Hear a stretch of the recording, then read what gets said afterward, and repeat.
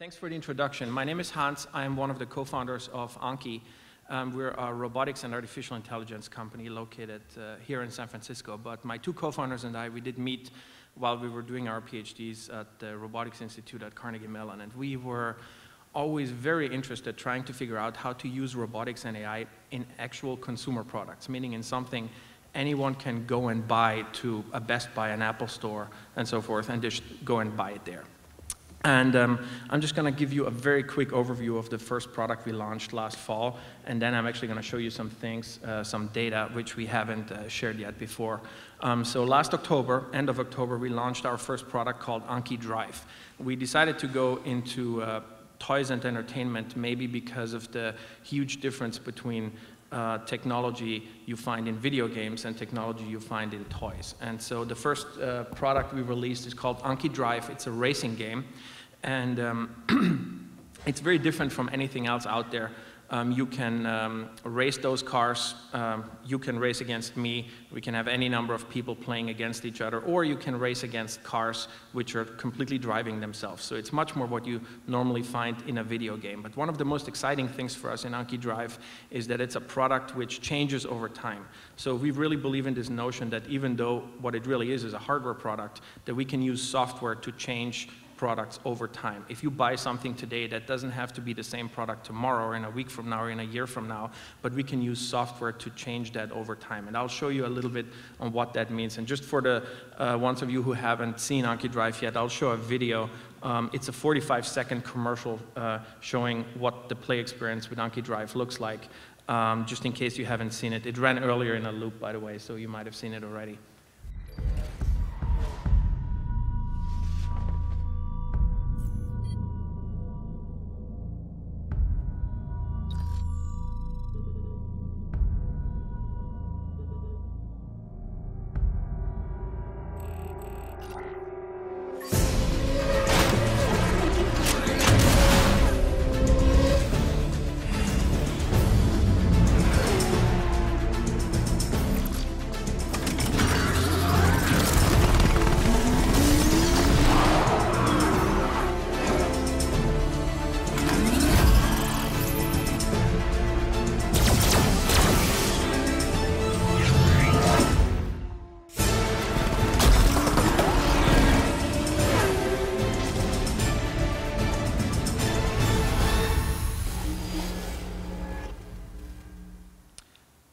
Perfect. So this is a TV commercial which was geared towards 10-year-olds, but it does do a pretty good job at showing it in 45 seconds. So we launched last October in all Apple stores. Now we're in all Best Buys and Amazon and so forth. It has been a pretty crazy last few months. We got phenomenal reviews on either apple.com, on Amazon and so forth. So people really get into the game because it's something which is just otherwise it completely doesn't exist otherwise. And as I mentioned before, one of the most exciting things for us is that it's a product which changes over time. And even though the first product is an entertainment product, other ones we're making are potentially not. But this idea of products changing over time, even though they're hardware, is very, very key. And I want to show you some of the things which are important to make that happen. So I'll share a few numbers which we haven't shown before. So since last November, Anki DRIVE cars drove a total of 83 million laps. And that's in miles, 242,000 miles. This is actually data from about a month ago, so now it's a little bit more than that. That's 10 times around the globe, or the distance here from this conference center to the moon. And that's all driven by cars which are about 2.5 inches long. So that was very exciting for us. And for the robotics people here, an interesting number is, so I mentioned before that the cars can drive themselves, so there is an AI running, we're calling this an anytime A-star planner, which makes decisions all the time to figure out what those cars should be doing next if they're racing against you. And since last November, that AI planner has made, and let me try to get that number right, 841 billion decisions. And as of yesterday, we actually just crossed 1 trillion. And those are not decisions in a simulator somewhere or so, but they're decisions which are resulting in actual actions in people's homes in a physical product. So those this planner makes a decision on whether this car should block your car, push you off the road, speed ahead, or just curve around you. And so this happens many, many times per second. So this is very exciting for us because I don't think that has happened in robotics before. But even more interesting than the numbers themselves is the fact that we have them. And that is a really, really key part of the products we're making.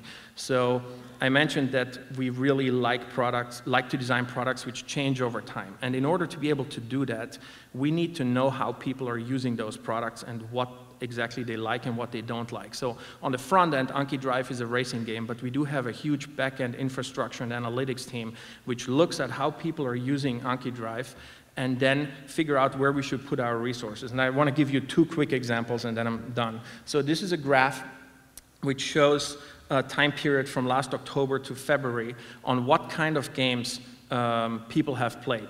And kind of games means on the bottom part, the sort of gray lines, those are games which only involved humans, meaning there was no AI car in any of those games. The sort of darker blue in the middle, those were games where we had multiple people play against at least one AI car or a few AI cars.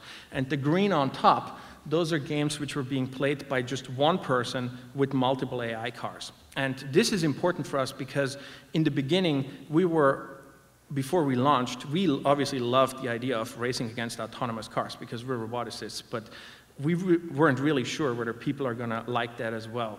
And so after looking at this data, it became very clear that people, even though there are other people around, they still race against the AI cars, and it is reasonable for us to put efforts into making that part of the game even better.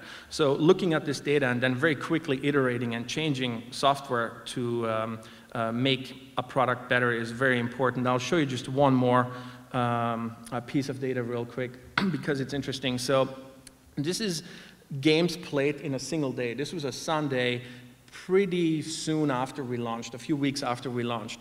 And this looks pretty normal, at least in the beginning. So at like 4 a.m. in the morning, you see very few people play. Then it sort of gets up and it peaks at like 5 p.m. or so. But normally we see a drop-off at the end, which looks just like the race in the beginning. But here we have this extremely steep drop-off, and our analytics team was looking at this, and this is in the very beginning, and they were thinking, what the hell is this? Why do we have this, this very steep drop-off there? And anybody wants to make a guess what this was?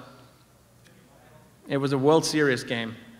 Yeah, and so we see things like this in the data all the time, and those are just 2 examples, but our analytics team looks at this kind of stuff all the time, and the things we just released 2 months ago, a huge software update with a new mode called Race Mode, that stuff is coming both from our roadmap, but it's also hugely driven by the data we're seeing and really learning what people like about the product and what they don't like about it.